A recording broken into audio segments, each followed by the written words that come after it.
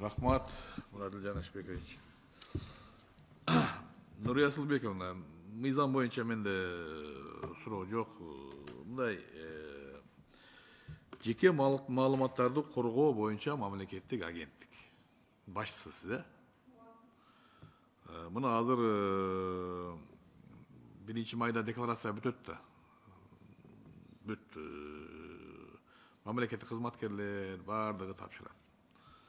Анан бизде ушул модага айланып калдыбы, жакында бүт маалыматтар чыга баштайт да. Жеке маалыматтар. Ошого кандай карайсыз? Мына сиздин агенттик кантип коргойсуз? Ооба, сиз туктуура айтасыз, бул биздин жеке маалыматыбыз. Бирок уруксат берсеңиз расметилди. Существует закон об информации персонального характера, где говорится о необходимости сохранения конфиденциальных данных. Однако одновременно существует и другой закон о гражданских служащих, о законе о государственной службе, в соответствии с которым мы, как госслужащие, обязаны представлять свою информацию. В настоящее время все это выставляется в открытом виде. Однако сейчас, как я читала, вносятся изменения в этот закон, которые изменят. То есть будет сохраняться. Нет, мы обязаны, государственные служащие, политические, да, обязаны предоставить, декларировать имущество, все. Да. Но это не означает, что, мол, его должны выставлять. Да, тиражировать там все это. В этом отношении да, именно защита персональных данных, закон-то не работает здесь. Клим Сергеевич, помогите. Там есть закон о государственной службе, если я не ошибаюсь, в рамках которого. В первую очередь деятельность публичных должностных лиц, она регулируется международными нормами, в том числе ФАТФ по противодействию отмыванию и легализации преступных доходов. То есть деятельность публичных должностных лиц, она и доходы этих лиц, они являются публичными во избежание коррупционных каких-то проявлений и законодательства. В этом плане закон об информации персонального характера содержит такие нормы, что законами могут содержаться отдельные положения, перечни персональных данных, которые являются публичными массивами персональных данных. И здесь, конечно, это надо смотреть на усмотрение законодателя. Если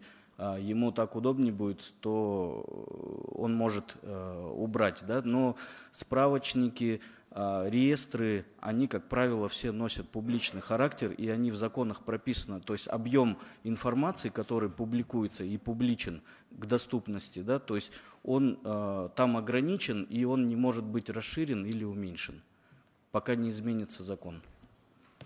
Улугбек Зулпукарович, если еще более четко сказать, в законе об информации персонального характера имеется такая норма.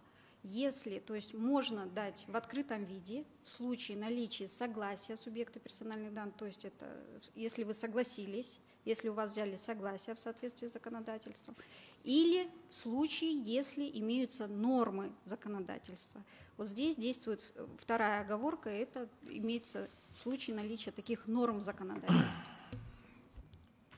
Нурия Асылбековна,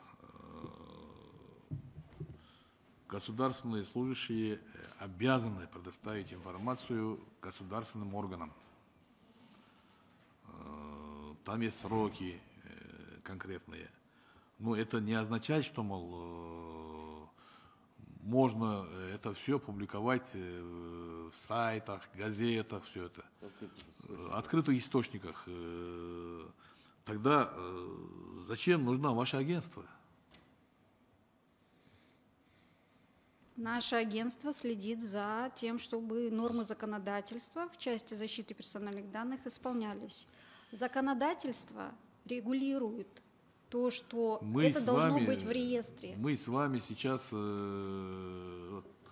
так вот разговариваем ни о чем. Я задал вопрос, вы И так можно, и так можно. Давайте конкретно сядем и посмотрим постатейно, где что можно. Хорошо, если позволите, я к вам подойду, и мы Пожалуйста, это давайте. обсудим. Хорошо. Потому что это очень щепетильный вопрос такой. Улугбек Зулпукарович. Таким образом, мы открываем такую информацию, раскрываем для преступников. Открытая книга. Иди и бери.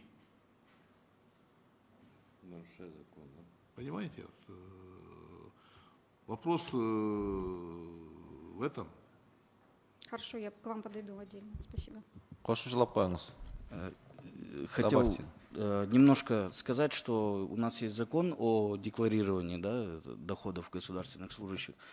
Там указывается, что место расположения этого имущества, да, которое мы декларируем, оно не разглашается, да, то есть оно не публично, там только количество этого имущества. Но в любом случае здесь необходимо указывать, что это все-таки из международных стандартов выходит, это требования ФАТФ. Мы просто должны конкретно для себя уяснить, что это мы не Россия, не крупные государства. Здесь все друг друга знают. И когда мы говорим, ссылку делаем на международное право, туда-сюда, надо учитывать и аспект местный, конкретно.